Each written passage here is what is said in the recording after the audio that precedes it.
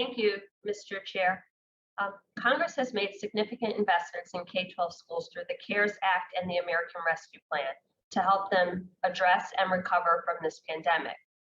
There was no question about the absolute need for these funds. Chronic disinvestment in education had already burdened our system before COVID-19, and then districts were forced to transition to virtual learning and take measures to ensure student and teacher safety and faculty safety.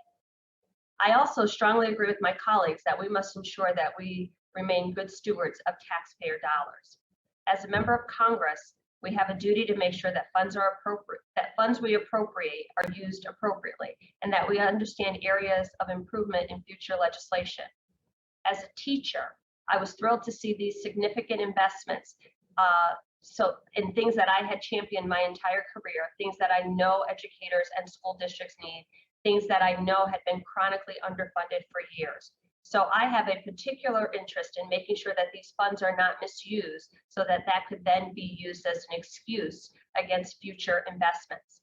Again, before I start my questions, I just want to thank teachers everywhere who took on the Herculean task of ensuring that our students return to school safely and had a welcoming environment.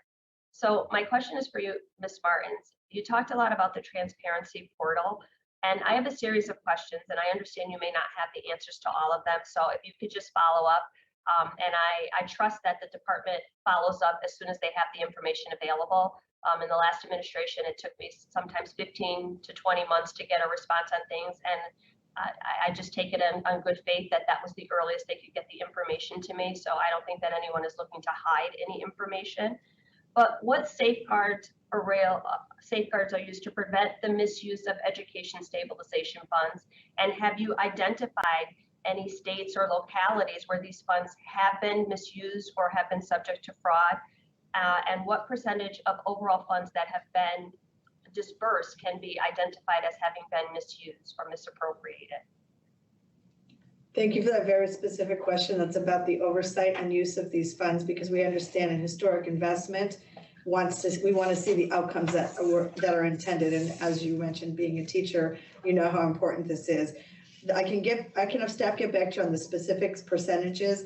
We're engaged in ongoing monitoring, and the ongoing monitoring is sometimes focused and targeted. When we hear an example of a misuse, we will go in and better understand what's happening. And then there's comprehensive monitoring of full programmatic decisions that are happening. And then there's some more consolidated monitoring that we're doing, and that's cross programs, cross states. And so those are some levels that we're doing. As you mentioned, the Education Stabilization Fund Transparency Portal is intended to provide clarity and transparency, because the importance of these dollars can't be understated, and the monitoring and following up is critical. And we're happy to follow up with you on the very specific questions and important questions you just asked. Absolutely, thank you. There was an incidence of misuse in my own state that was identified promptly by the local leaders, and action has been taken.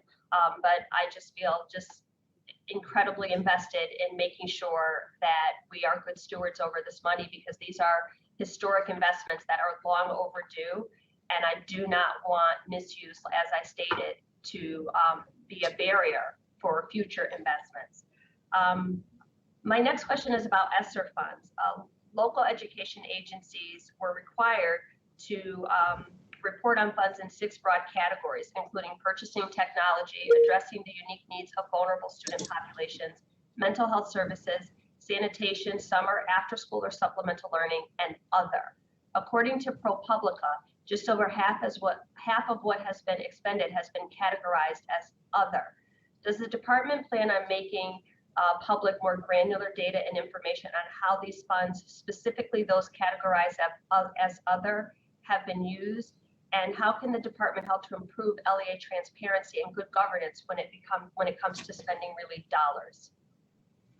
Yes, thanks for pointing that out. That's very important. It's part of why we have the transparency portal, so that the dollars are very clear on how they're being spent in each of those categories. And more granular level, we're regularly updating the Education Stabilization Fund portal and can get more granular about the category of other, as you recommended.